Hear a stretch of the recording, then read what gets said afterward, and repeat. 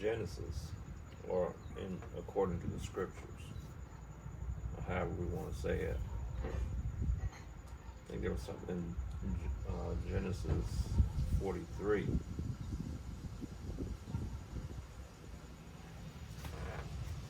Um, the Egyptians refused to eat with Joseph, or even what they call the Hebrew. There's no such thing as a Hebrew, like they're saying, because Hebrew is a language, right? Not necessarily referring to a people. It's a language that a certain people use, right? And the reason why they refused to eat with with Joseph, I'm looking for the scripture now, 43:32.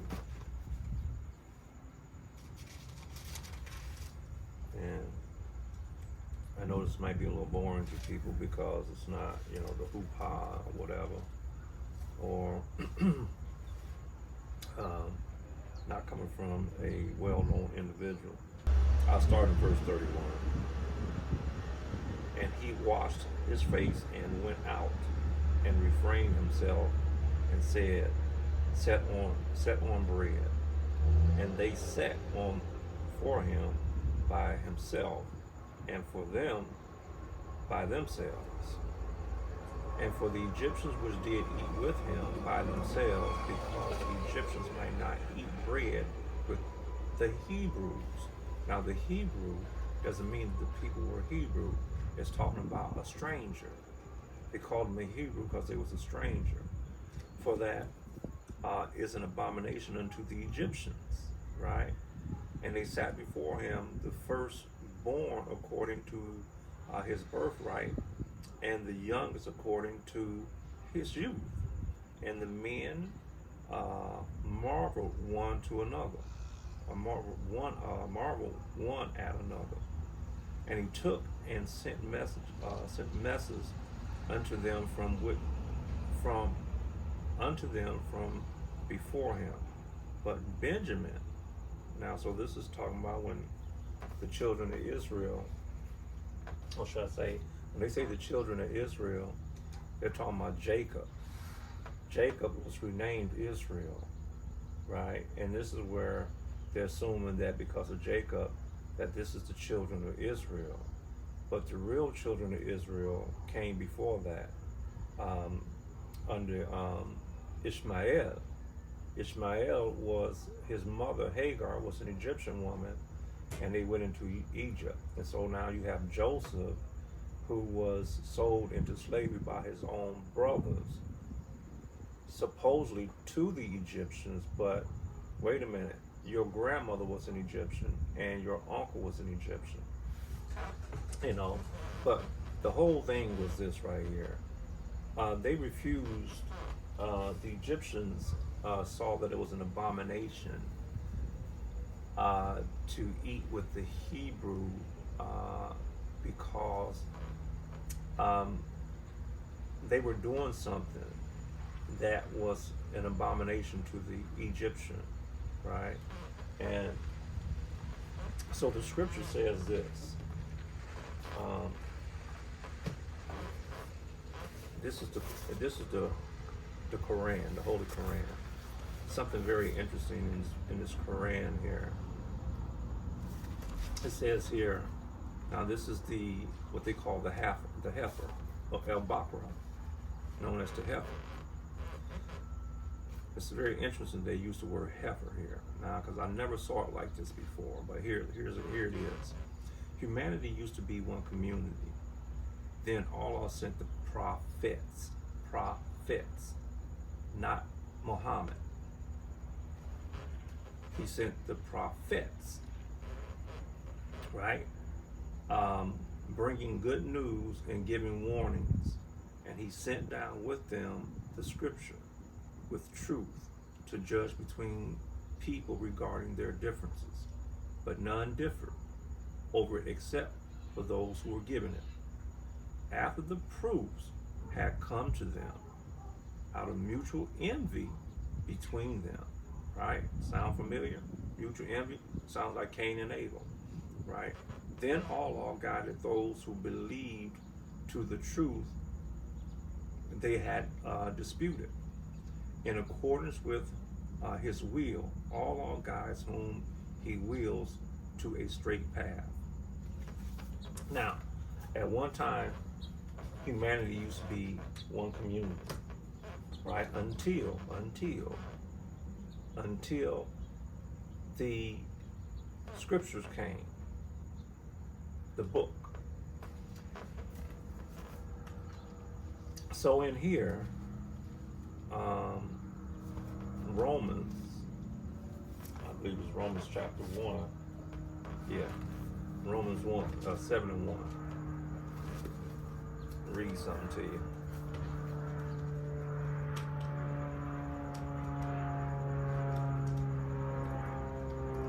These things can seem to be boring and of no value, right? And they are of no value when we don't understand. Really, I'm talking about our health here. This is talking about our health. And it was, we didn't see that because, the religion and some groups teach that the Egyptians were, idolaters and all this other stuff like that, and they worshiped cows and animals and so on and so on. That's not what was going on. That's just something that we've been told is not true. Okay, not that one. So we want to go to Galatians. It's Galatians 6:13. It says, "For neither they themselves who are circumcised keep the law, but desire." See, that the word desire, means to control. Okay, to have. So I'll just read it like this: "For neither themselves who are circumcised to keep the law, but desire to control to have you circumcised, that they may glory in your flesh." Okay.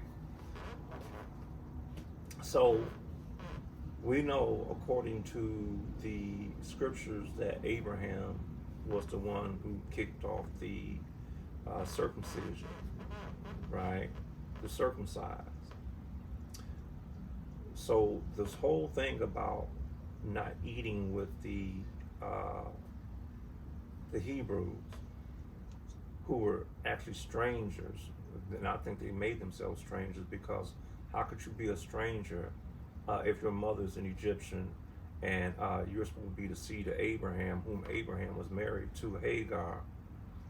I know that people say it was his concubine. A concubine is a wife. And not only that, but she was royalty.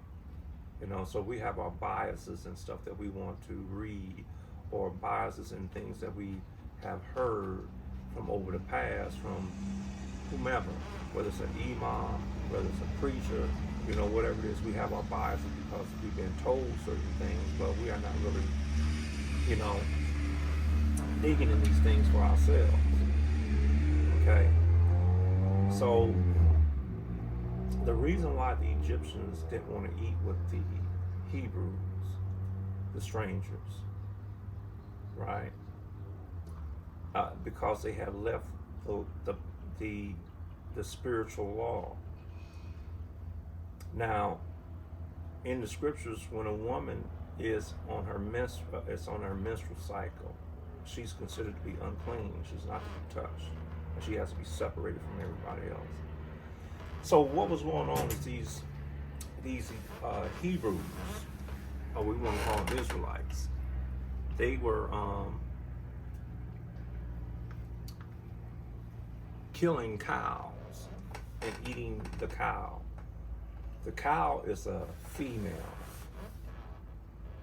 The bull is the male.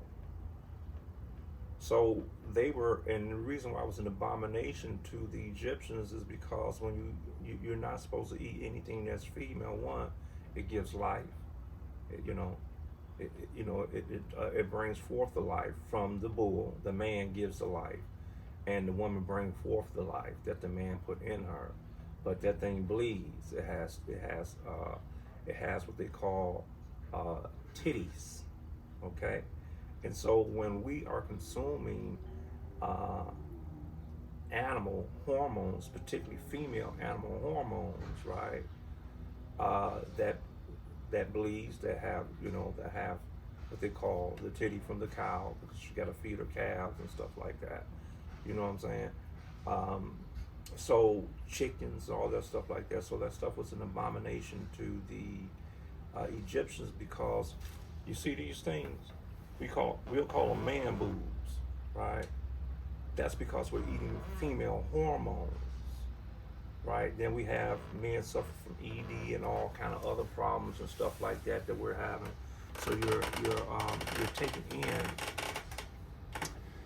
an animal hormone, but it's a female animal hormone, and then you get the belly fat and all that stuff like that. See, our chest is supposed to be flat to us like this right here. We're not supposed to have this right here.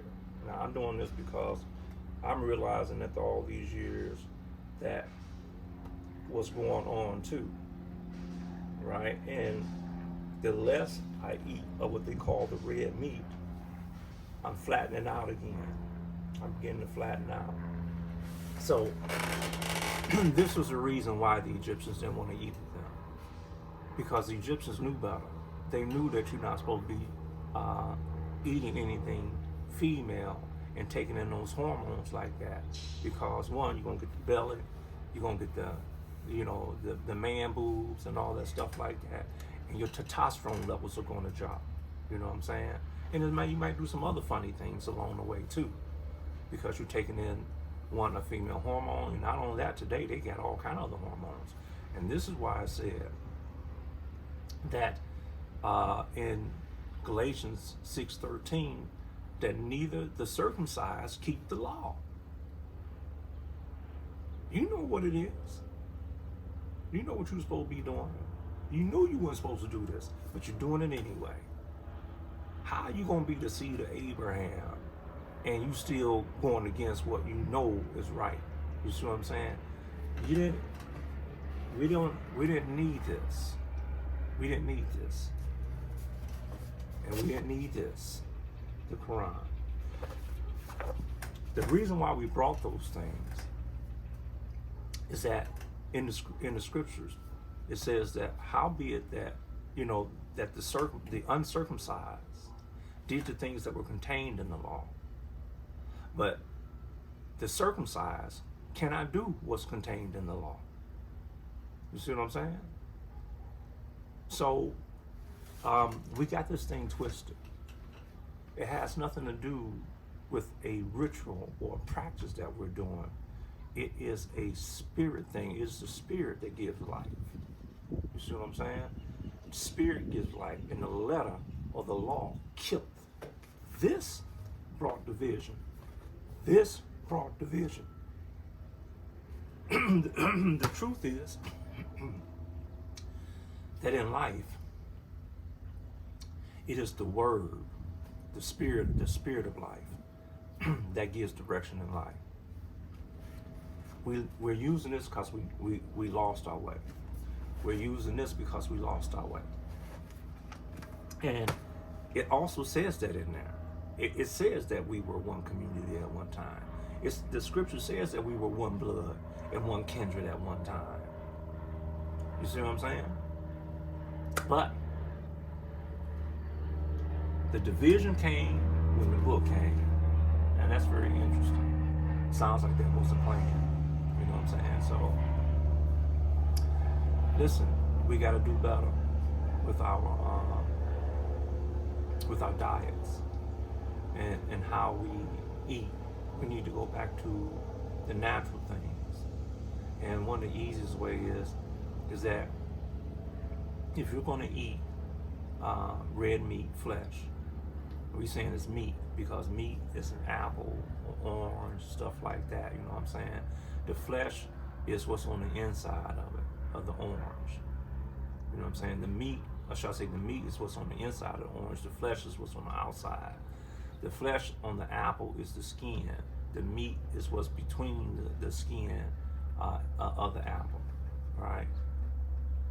So if we're going to eat these meats, we need to start figuring out, okay, is this a female or is this a male? You see what I'm saying? How many people has ever heard of a rooster being cooked? We cooking rooster. We having rooster tonight, right? But we'll say we having chicken, and even hen. But a hen is a female. A chicken is a female. There are no. All the chickens are female. But we don't never roast up a rooster, right? If we want to have lamb, we don't know if that lamb is a female lamb or a male lamb that we're buying, that we're eating at these places and stuff like that. And so we're talking about halal and kosher and all this other stuff like that. But remember, the circumcised need to keep the law, right? They're always breaking the law. So this is a warning about being too fanatical about religion, because we can be caught doing a whole bunch of things that we should not be doing. That's it.